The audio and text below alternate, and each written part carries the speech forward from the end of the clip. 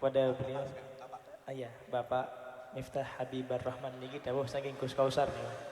Dawuh saking Gus Kausar, Bapak staf khusus Pak Miftah Habibur Rahman, kepada beliau kami persilakan. Shallu ala Nabi Muhammad.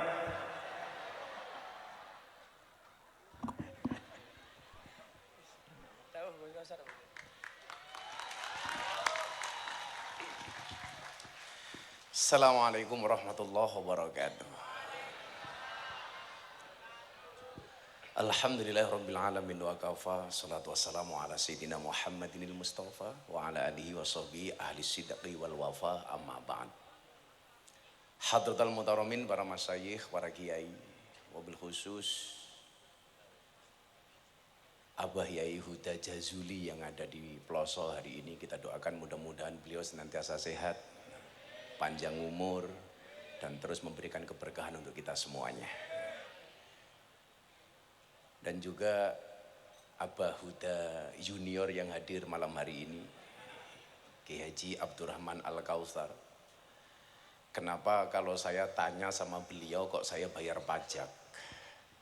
Karena saya ngerti betul kaidah ana abdun man alamani walau harfan wahidan. Aku ki budak marang sapa wae sing ngajari aku senajan to mung sak huruf. Senajan to pitunge Gus Kausar ki kebablasan. Tapi kula seneng duwe guru nom seperti beliaunya ini. Dan juga Gus Fahim yang tidak pernah menyedekahkan ilmunya tapi juga pajaknya jalan terus. Karena begitu saya transfer Gus Kausar, Gus Fahim protes, kok aku durung. Dan juga kalau Gus Kausar, Gus Fahim ini kiai macak. Nah, kalau Gus Peyek itu macak kiai. Jadi beda, kiai macak karo macak kiai itu beda. Dan juga para kiai jajaran PCNU Syuriah dan Tanfidiyah PCNU Sidoarjo yang saya muliakan. Sapa wae? Tulisanmu kok elek banget toh? Tulisannya panitia. Oh, tulisannya panitia. Rawuh panjenenganipun Kiai Haji Syafi'i Misbah, Kiai Haji Salam Mujib, Kiai Haji Nur Khalis Misbah, Kiai Haji Munif, Kiai Haji Azuli Soleh, Kiai Haji Soleh Qasim. Ini biasanya menyebutkan nama-nama seperti ini bukan karakter kiai tapi karakter pejabat. Wabil khusus Ananda, kalau saya manggil beliaunya ini Ananda. Kenapa? Karena Alek Pablo ini, si saudara Zaidan ini, yang saya sering bilang sama beliaunya, nggak penting kowe iki nasabe Kanjeng Nabi apa ora, sing penting kontribusimu untuk umat. Nafi'un li ghairi itu lebih penting daripada sekedar nasab. Jadi Habib Zaidan menika bin Haidar bin Umar bin Hasim bin Ali bin Yahya. Umar menika adiknya Habib Lutfi. Jadi Habib Zaidan ini cucu ponaan dari Habib Lutfi. Kalau dengan Habib Idin malah belas nggak nyambung. Belas nggak nyambung. Tapi kalau dengan istrinya Habib Idin itu nyambung. Ini Habib Zaidan. Maka mohon maaf Habib, beli sawo dapatnya gorengan. Kalau kamu jomblo, kapan kelonan? Iya.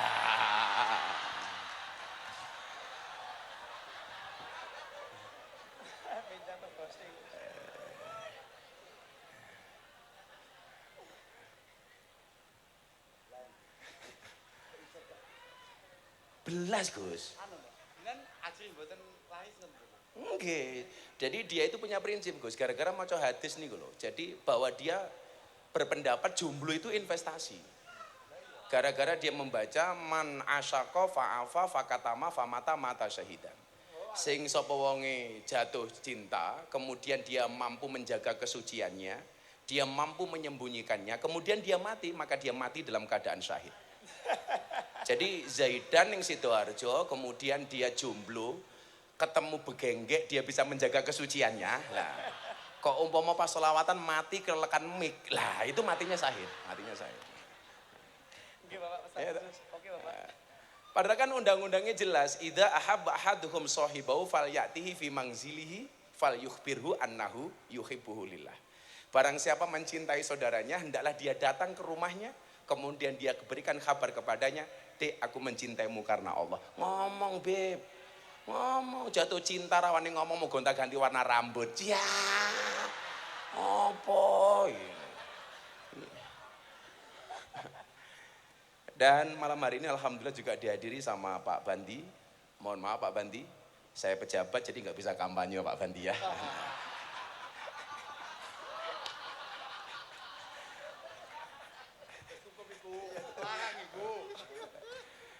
Bapak Ibu warga masyarakat Sidoarjo yang saya muliakan.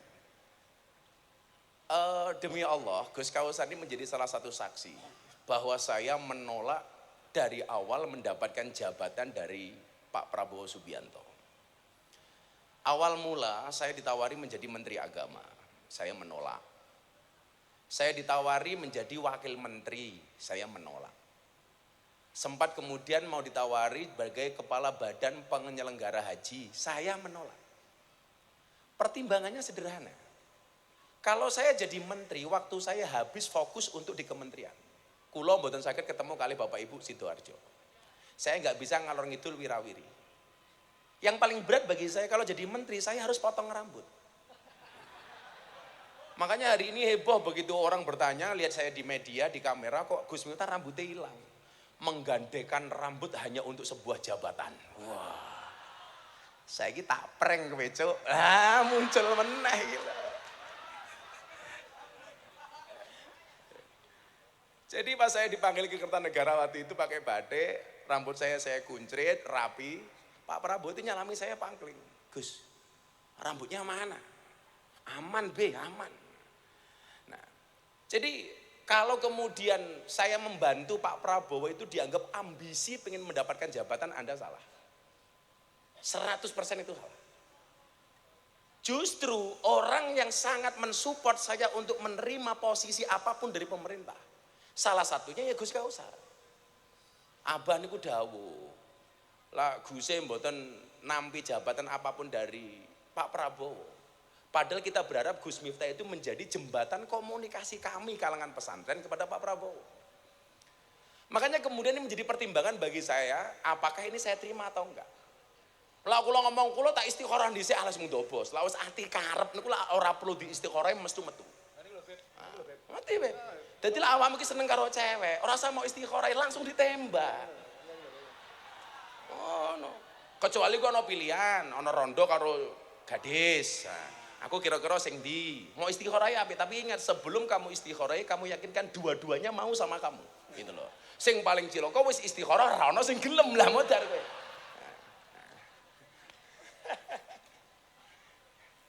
Mana kan dulu Abah pernah bilang toh, jika sholat hajatku tidak mampu menaklukkan hatimu, izinkan kulantunkan 4 kali takbir untuk mensolatkan jenazahmu.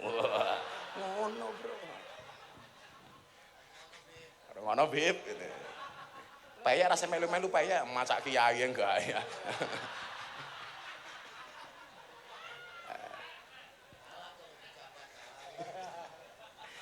Memang dalam kapasitas ini, sebagaimana tadi disampaikan Gus Kausar, santri itu serba repot. Begitu anak di pondok kene ploso umpamanya, yang pondok masyhur lah. Yang saya itu dulu begitu glamor blereng delok ploso itu. Mau sowan aja gak berani. Padahal saya ini muhibinnya Abah Yehuda Jazuli. Hampir semua masayikh ploso itu saya idolakan. Apalagi kedekatan saya dengan Yaidin umpamanya, Yai Zainuddin Jazuli. Satu-satunya sarung yang diincer sama Gus Kausar malah dikasih saya. Yaidin. Begitu beliau COVID di rumah sakit pun masih sempat telepon saya. Jadi santri itu tidak mudah. Anak kok mondok, orang tua atau orang yang sentimen dengan pesantren mengatakan, mulai mondok karep mangan nopo. Begitu santri dadi wong sugih, wong cerewet, ternyata enggak zuhud, cinta dengan dunia. Begitu santri dadi pejabat, menjual ilmunya demi sebuah jabatan. Wongnya ya teko sing ngomong ngono. Ciri-cirinya jilbabnya coklat, Pak. Gitu loh.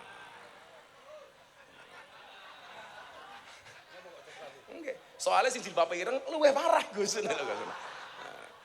Begitu santri jadi pejabat, menjual ilmunya untuk sebuah jabatan. Tapi begitu benar santri itu kere, dia akan mengatakan apa? Tuh kan gue bilang apa, jadi santri so nguntal opo. Makanya dari awal saya kemudian berprinsip, satu makalah yang paling saya pegang dalam hal itu adalah dawe Ibnu Athaillah As-Sakandari. Beliau mengatakan apa? Ajhalun nas man taraka yaqina ma ing dauli dzanni ma ing danas. Segoblok-gobloknya orang itu adalah ketika dia meninggalkan keyakinannya, meninggalkan pendiriannya demi mengikuti pandangan orang lain. Kaya umpamane Gus Kausar takon kalian jenengan, Miftahnya dadi pejabat, penurunan atau peningkatan. Begitu jenengan ngomong penurunan, kula menjadi ragu jadi pejabat. Kuwi menungso sing paling goblok. Taraka yakina ma ing dauli dzanni ma ing danas. Meninggalkan keyakinannya demi mengikuti pandangan dan pendapat orang lain. Oh, saya nggak mau, Bu. Makanya dulu awal-awal saya niku kancan kali Gus Kausar, kanca-kanca Gus-gus teng Yogya niki ngomong ngaten.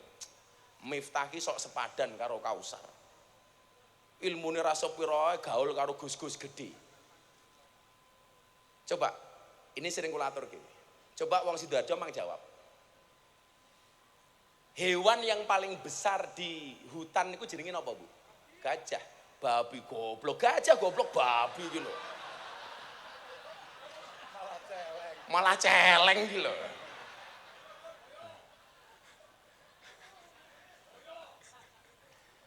Gajah, Bro. Gajah itu badannya besar, belalainya panjang. Tetapi takdir gajah yang badannya besar, belalainya panjang tidak bisa menjadikan gajah menjadi raja hutan. Walaupun badannya besar, belalainya panjang, ora iso. Dan gajah itu banyak mempunyai sifat nggak pede. Buktinya apa? Saya itu di Lampung punya pelatih gajah. Dia tidak pernah melihat kapan gajah itu bersetubuh. Kelon nggak pernah tahu. Soalnya gajah isin, awake gede manuke cilik. Gitu. Makanya saya punya kesimpulan lak wong lanang wetenge gede kuwi biasane manuke cilik. Gitu. Ora percaya? Ayo sepil, ayo sepil.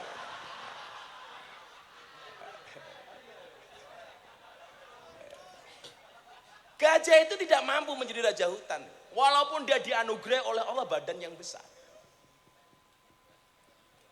Hewan yang paling tinggi jerapah, tapi ketinggian jerapah tidak bisa menjadi wasilah jerapah untuk menguasai hutan.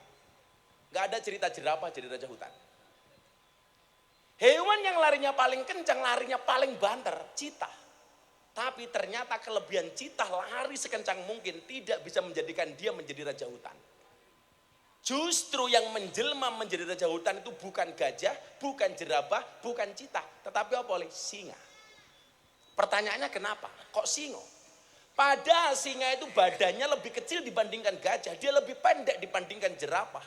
Dia larinya tidak lebih kencang dibandingkan citah. Tapi kenapa raja hutan justru singa? Jawabannya sederhana, Bro, mentalitas. Singa itu, Pak, setiap kali melihat gajah yang dilihat makanan. Semakin besar gajah dilihatnya, semakin besar stok makanan yang dimilikinya. Di situ mentalitas singa. Singa mampu mereduksi gajah hanya sebatas makan siang. Ini soal mentalitas. Begitu saya melihat Gus besar kayak Gus Kausar. Mentalitas saya apa? Saya tidak harus takut dengan Gus Kausar. Tapi bagaimana kemudian saya bisa dekat dengan Gus Kausar supaya saya mendapat ilmu dari Gus Kausar. Itu mentalitas. Faktanya hari ini banyak santri yang tidak mau ngaku goblok. Isen nak diarani bodoh. Jaluke diarani alim. Padahal kalau saya mohon maaf diarani goblok itu jangan membuat kita kemudian underestimate. Laku bangga, Miftah goblok. Loh santai, gobloknya viral, kowe pinter cangkemmu ra viral. Kayak pas saya ceramah di gereja itu. Salah satu yang telepon saya waktu itu Gus Kausar. Orang bilang apa? Miftah goblok, ceramah di gereja. Lah aku ya santai Pak Bandi. Gobloknya payu, kowe ngalem cangkemmu ra payu aku. Repot amat. Oh, saya gue ngomong meneh. Dasar Miftah goblok. Gobloknya utusan khusus presiden. Ada Mas Hendi lagi. Jadi ini mentalitas. Makanya santri, kalau mutakhorijin dari pelosok, gak ada yang meragukan. La syakka filah, mesti ngalim lah. Tapi yang perlu kita ingat adalah kesuksesan itu 80% mentalitas, 20% kecerdasan. Makanya banyak orang cerdas tapi dia nggak sukses karena nggak punya mentalitas, Pak. Kayak wow Gus Kausar dawuh. Sekian tahun yang lalu sing saged nampa kula namung begenggek ikhfa, Pak, begenggek. Ono ikhfa barang, Gus. Olah soal begenggek harus ikhfa, tapi kalau doa sapu jagat harus idhar. Harus idhar, Pak. Robbana atina fid dunya. Itu harusnya kan bacanya bukan idhar ya. Tapi harusnya napa niku? Idgham niku fid dunya. Tapi ternyata ulama-ulama kita mengajarkan fid dunya itu harus dibaca idhar bukan idgham. Kenapa? Karena urusan dunia itu harus jelas. Fid dunya. Jadilah ngundang Gus Kausar amplopnya kudu jelas. Fid dunya idhar. Orang kok ngundang kiai saikhlase begitu peyek disangoni, aduh. Orang kebelet ngising. Ngapunten kula badhe teng toilet. Tak pikir ngising Pak Bandi, ternyata nginceng ngisi amplop gitu. Halah mung sakmene to. Kuwi jenenge idgham fi dunya. Benar. Oke, urusan dunia iki kudu fi dunya, kudu idhar. Nah, maka ngapunten nggih. Ketika orang itu mengatakan itu masalah, saat itu kula niku ora tau ngaji napa. Wong kula niku mbiyen ngaji ngimriti niku mawon namung pembukaan tok. Mergo kiai kula mboten ngajari kula. Apa meneh kok alfiyah. Tapi kemudian saya orang yang progres yang tidak pernah mau berhenti belajar. Sing mau didhawuhke Gus Kausar. Begitu saya baca wal ismu minhu mu'rabun wa mabniun. Santri itu harus mu'rab, enggak boleh mabni. Santri itu harus dinamis, gak statis. Santri itu harus menjadi trendsetter, bukan hanya menjadi follower. Santri itu harus menjadi problem solver, bukan troublemaker. Maka kemudian ketika orang lain melihat begenggek itu masalah, bagi saya peluang. Karena apa? Kula saya ini dakasura rahusa ilal adaba. Segala sesuatu kalau jumlahnya banyak pasti murah kecuali adab. Jadi kalau kita pengen mahal gampang, jadilah orang yang beradab tinggi atau jadilah orang yang sedikit. Karena barang itu kalau sedikit pasti langka, kalau langka itu pasti antik, kalau antik harganya mahal. Kiai ini oke. Tapi sing ngurusi begenggek jarang. Sinten Bu? Gus Miftah, berarti Gus Miftah kiai? Kok kiai begenggek? Kiai larang goblok. Kok kiai begenggek iki lho?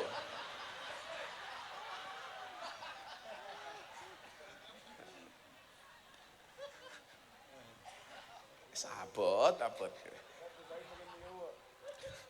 Baliknya kok ning begenggeke iki lho. Jadi mu'rab itu optimis. Berkembang. Kemarin kan tak sampaikan di hadapan Pak Jokowi terakhir sebelum beliau purna itu. Apa sih bedanya orang optimis sama pesimis? Bedanya itu cara pandang. Orang optimis itu melihat peluang dalam masalah. Sementara orang pesimis melihat masalah dalam peluang. Kalau orang optimis ada gelas, isinya separuh. Dia akan mengatakan, alhamdulillah masih separuh. Tapi kalau orang pesimis mengatakan apa? Tinggal separuh. Orang optimis melihat lebihnya, sementara orang pesimis melihat kurangnya. Di situ saya sadar diri aku ki goblok. Makanya saya harus belajar. Saya nggak boleh berhenti belajar. Makanya beliau ngomong tole. Ketika Pak Prabowo nawari saya menteri waktu itu saya bilang, Pak, percaya diri itu penting Pak. Tapi sadar diri jauh lebih penting. Pokoknya rupa-rupa jomblo kayak Bib Zaidan gitu. Harus sadar diri,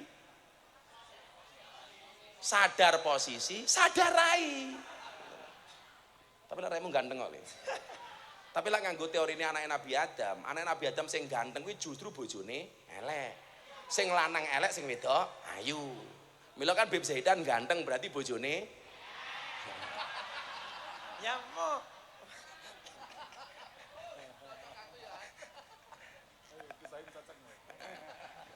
Santri-santri ploso langsung batin. Santri-santri ploso langsung batin. Kok neng Jazil ayu berarti Gus Kausar.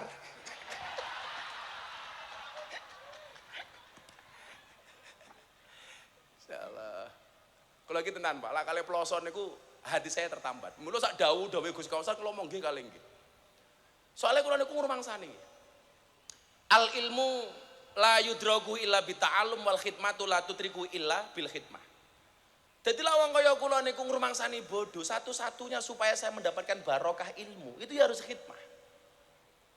Lah saya itulah kali Abah Yai Abah Huda. Ati kula niku betul-betul ta'alluq. Soalnya kula ngrumangsani niku wau. Satu-satunya peluang saya untuk mendapatkan keberkahan ya khidmah. Khidmah kepada kiai-kiai yang bener-bener mukhlis, kiai-kiai sing ikhlas. Makanya satu ketika kan kula diaturke kali Gus Kausar sowan Abah. Waktu Gus Kausar matur ngeten kali Abah, "Bah, Gus Miftah niku lak diundang pejabat, diundang BUMN niku larange ra umum, Mbah." Saya pikir waktu itu Abah Yaidah niku duka-duka marah-marah. Ternyata mboten lho. Ki santri-santri ploso yo. Saksine Gusmu. Waktu itu beliau mengatakan apa? Ro'a itu ahakul hakul mu'allim. Hak sing paling hak iki hake guru. Sehingga saya pede, maka kemudian mengkreat diri saya seperti itu. Awal mula lah ngeten Pak Bandi. Kula niku diundang oleh pejabat, pengusaha batu bara, kali penyanyi dangdut yang lagi tren waktu itu. Kula kon ngaji 1 jam, penyanyi dangdut nyanyi 4 lagu. Mulai acara waktu itu ya. Penyanyi dangdutnya disangoni 150 juta. Kiai ini sing ceramah disangoni 75 juta. Itu di hadapan saya Pak. Langsung tak balik Pak pejabat wis ora usah disangoni saya. Saya mulai. Sudah sing disangoni penyanyi dangdut saja. Saya enggak usah. Begitu ke hotel pejabatnya moro teng kamar kula. Gus ngapunten, ada yang salah. Mboten ting salah Pak. Tapi sampean niku lucu. Penyanyi dangdut nyanyi 4 lagu tok, mung buka titik, jangas. 150 juta. Ayo. Gus Kausar dengan segala intelektualitas dan dengan segala keilmuannya, lara ngaji niku ya Allah persiapane. Mutolaai sekian jam. Disangoni saonone. Ini enggak fair. Saya matur sama beliaunya, kalau begini cara Bapak memperlakukan artis dengan kiai, maka selamanya anak-anak Indonesia itu bercita-cita jadi artis dangdut, tidak mau jadi kiai. Soalnya artis dangdut luwih diregani daripada kiai. Di satu sisi Pak, saya akan dihajar sama orang-orang yang sok agamis ini. Tapi di satu sisi saya memberikan harapan. Bukankah agama itu hadir untuk memberikan harapan liman kana yarjullah? Ini harapan bagi para santri. Ternyata kiai itu juga bisa dihargai mahal. Ternyata jadi kiai itu tidak kalah keren dibandingkan artis. Dan yang berani mendobrak sekat-sekat itu, aku jadi korban rapopo. Enggak masalah bagi saya. Saiki entuk akeh dhewe. Ya lumrah pionir, Bro. Makanya mohon maaf Gus Payek, Gus Fahim, Gus Kausar, Bib Zaidan. Kita berada di atas panggung yang sama tapi dengan amplop yang berbeda.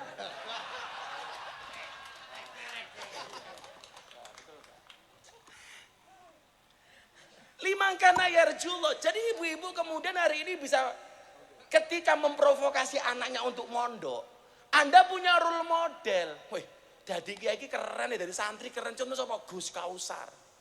Dadi santri iki keren, contoh sapa Bib Zaidan. Ini kan punya harapan, Pak.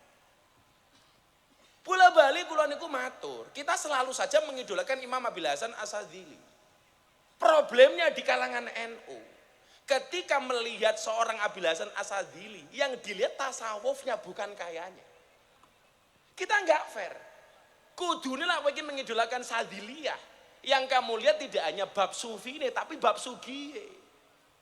Kiai-kiai NU itu mengidolakan Abi Hasan Asadili sing didelok tasawufe ora sugiye.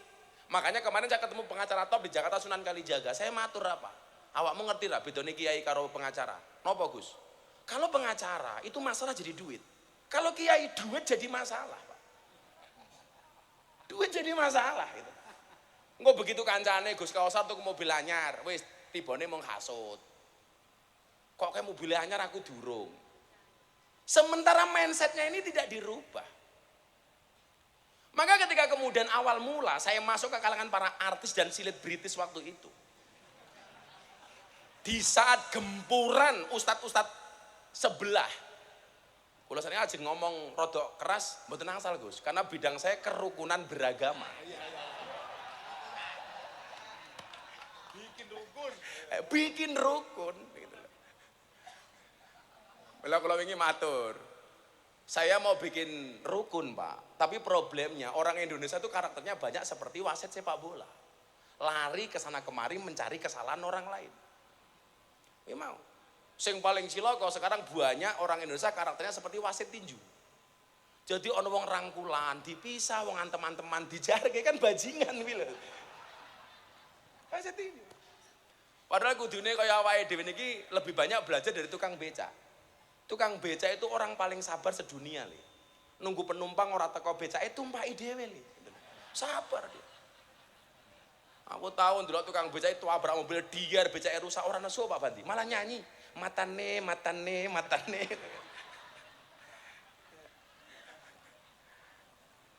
Maka kita bersyukurlah hari ini pas hari santri alhamdulillah OTW 1 abad ploso. Yang saya mungkin bukan mutakhorrijin sah dari Ploso, tapi saya ngarep betul saya ini diakui sebagai santrinya Ploso. Maksud saya begini, aku ki sing wong Jawa wae lho, aku bangga itu loh.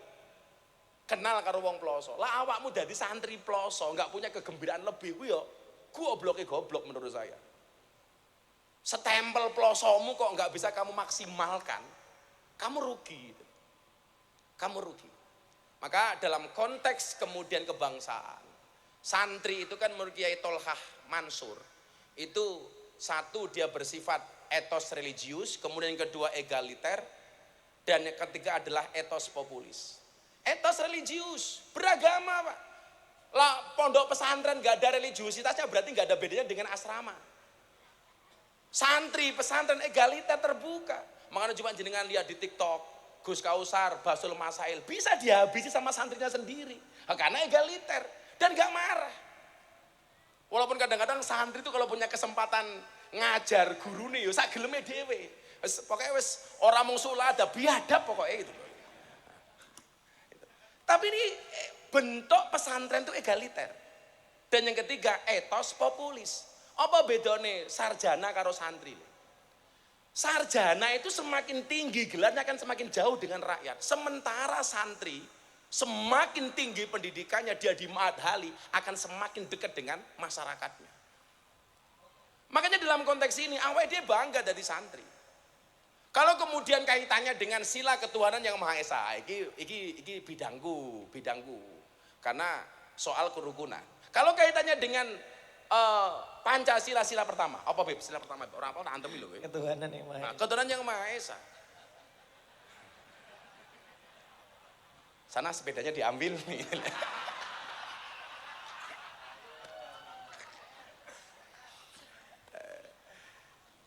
Ini santri berada pada posisi yang dia wasatiyah tidak ekstrim kanan maupun ekstrim kiri. Wa kadzalika ja'alnakum ummatan wasatan. Ekstrim kiri dia tidak ateis, ekstrim kanan dia tidak mengenal pluralisme agama.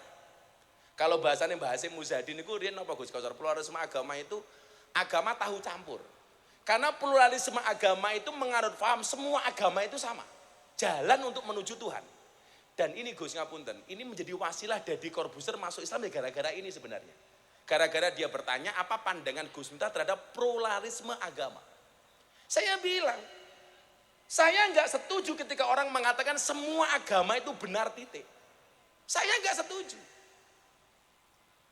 Semua agama itu benar bagi penganutnya. Karena inna dina indallahil Islam. Bagi kita orang Islam harus mengatakan, agama yang paling benar menurut saya adalah Islam. Tapi undang-undangnya apa? Wala tasubbul ladzina yad'una min dunillah fayasubbullah adwan bighairi ilm. Kita nggak boleh menghina agamanya orang lain. Dalam konteks itu Pak Kiai, saya itu sering dibilang kebablasan. Gara-gara saya mengatakan begini. Selamat Natal untuk kawan-kawan saya Kristiani. Rayakanlah Natalmu dengan sukacita sebagaimana aku Miftah merayakan Idul Fitri dengan sukacita.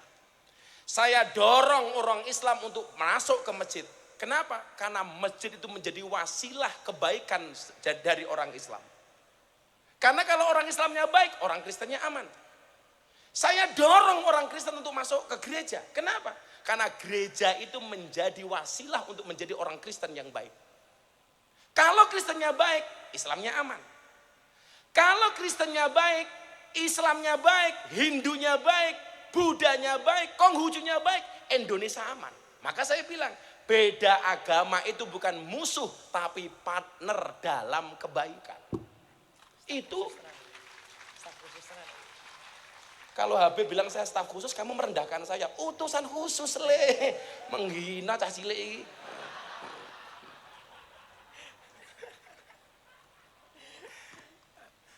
Nah, dalam konteks sila ini, santri ini Gus Kausar, yo ngerti banget bahwa kita itu orang yang wasatiyah, tidak ekstrim kanan, tidak ekstrim kiri. Ekstrim kiri berarti dia ateis, ekstrim kanan berarti dia pluralisme agama. Loncat kemudian umpamanya dalam sila keempat, kerakyatan yang dipimpin oleh hikmat kebijaksanaan dalam permusyawaratan perwakilan. yo rasa nangis ngono kuwi to. Jomblo nangis. Dalam konteks itu, dalam konteks demokrasi, santri bisa menjadi apapun. Makanya boleh santri menjadi bupati umpamanya. Oleh di. Boleh. Santri bisa menjadi gubernur. Santri bisa menjadi wakil presiden kayak Kiai Ma'ruf. Santri bisa menjadi presiden kayak Gus Dur. Santri bisa jadi menteri kayak Menko kayak Caimin hari ini. Boleh. Santri bisa menjadi pengusaha, boleh. Santri bisa menjadi utusan khusus, boleh. Iya.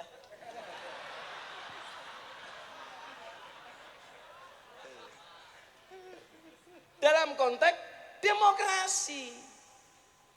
Sehingga maksud saya begini loh Bapak Ibu. Mau saya ingatkan gitu. Ketika berbicara fastabiqul khairat, saya itu kok memahami menjadi yang terbaik di posisi masing-masing. Bukan rebutan posisi. Mbok dipiye-piye, no aku kon ngalim kaya Gus Kausar, orang mampu. Orang mampu tekuran nyanda. Tapi lah Gus Kausar kon kentir kaya aku, ya orang mampu Pak. Gus Kausar ketemu Purel, wah, yo wassalam. Dan saya yakin Neng Jazil pasti tidak akan pernah mengizinkan. Soalnya Neng Jazil tahu batas kemampuan Gus Kausar. Orang mungkin diizini. Dene bojoku ki lilo ya mergo ngerti kemampuanku lah.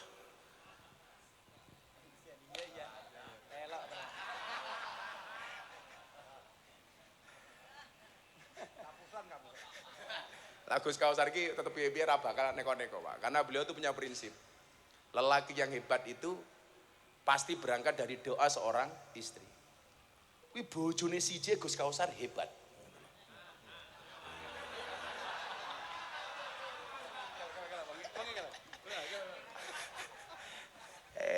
Begitu loro ya mulai goblok dadak.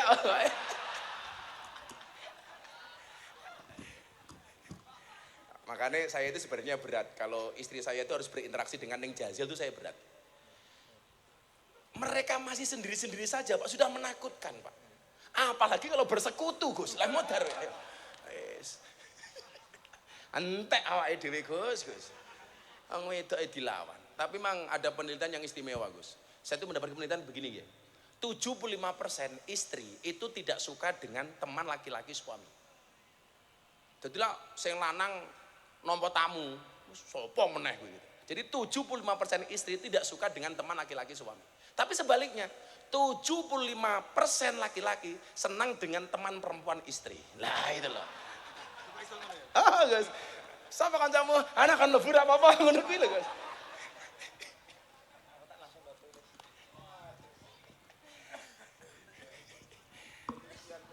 Jadi ngaten nih, ayo kanca-kanca kita bangga lah. Hari santri ini saya pikir tidak hanya sekedar hadiah dari pemerintah. Bahwa kemudian sejarah hari santri ini kan tidak gemen-gemen, Pak. Berangkat dari bagaimana kemudian pemerintah menghargai hubul waton minal iman. Artinya ini tidak hanya sekedar formalitas.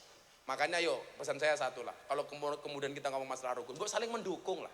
Fastabikul khairat, dadi bupati sing apik. Makanya aku orang gagas, iki Zaidan iki nasape Kanjeng Nabi tenan apa ora aku kira gagas. Nyenenge wong sakmene mbane kuwi wis apik cangkemmu le. Wis apik. Iya. Iya toh? Iya. Melasi lho ya Allah, ya Allah.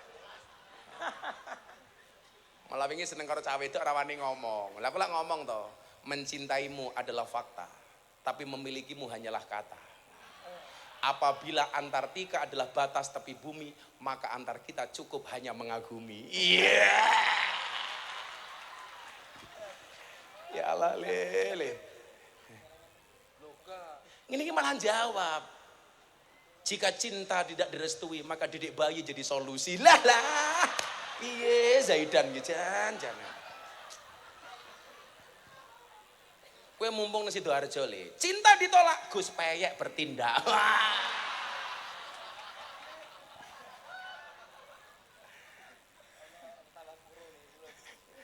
Wis tak dongake muga-muga. Kowe iki mau sowan ngene Gus Kausar rampung, arep golek santri sing model opo ngene Gus Kausar. Yakin. Yang jelas jodoh itu akan datang di waktu yang pas. Pas kamu kaya, pas dia janda. Iya.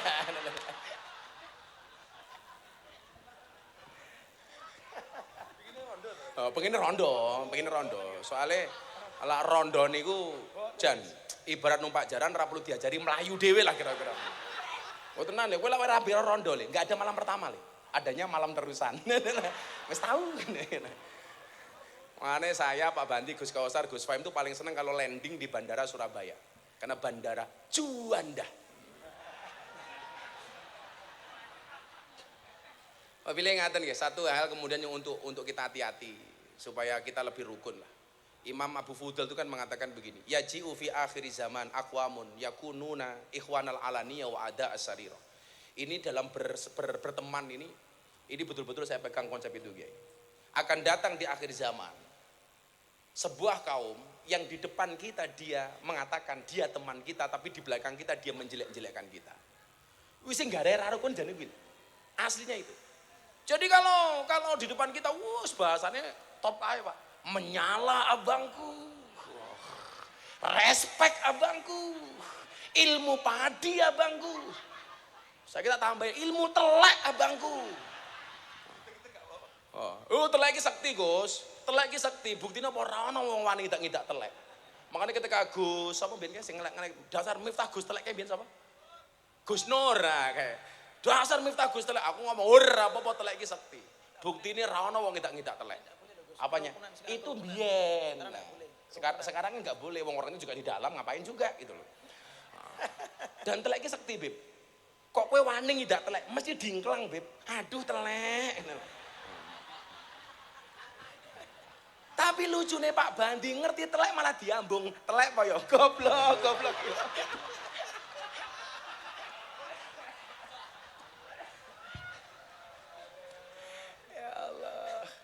Jadi nggak usah lah kita mencari-cari kesalahan orang, ngelek-ngelek uang. Semuanya bimigdari lah sesuai dengan ukuran masing-masing.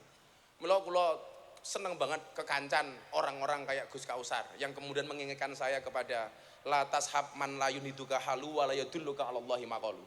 Lah orang-orang ketika bersahabat ketemu kali Gus Kausar jenengan tambah alime. Delok Gus Fahim jenengan tambah khusuke. Delok Gus Peyek jenengan tambah pekoke. Itu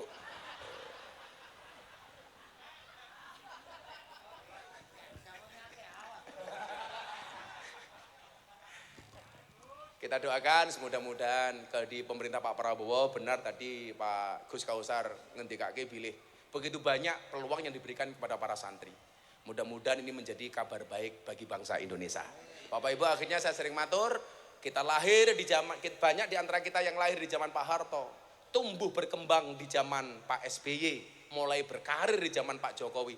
Insya Allah kita sukses di zaman Pak Prabowo. Terima kasih. Assalamualaikum warahmatullahi wabarakatuh. Waalaikumsalam warahmatullahi wabarakatuh. Terima kasih Bapak Utusan Presiden yang sudah menyampaikan beberapa motivasi Maududul Hasanah pada kita. Kula nggih biasa